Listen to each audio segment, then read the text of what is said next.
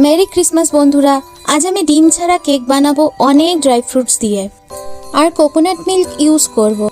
তোমরা নারকেল পেস্ট করে দুধ বের করে নিতে পারো বা কোকোনাট মিল্কের প্যাকেটও কিনতে পারো।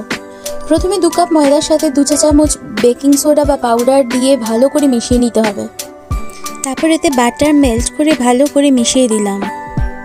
এরপর স্বাদ মতো চিনি, দুধ আর ড্রাই ফ্রুটস মিশিয়ে একটি ঘন ব্যাটার তৈরি করে নিলাম। একটি পাত্রে অয়েল ব্রাশ করে সেই ব্যাটারটি ঢেলে দিলাম।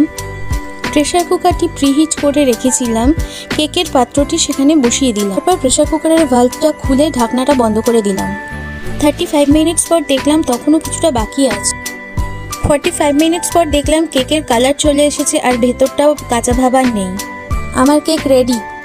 দেখো ডিম ছাড়া কেক। ভালো হয়েছে তোমার?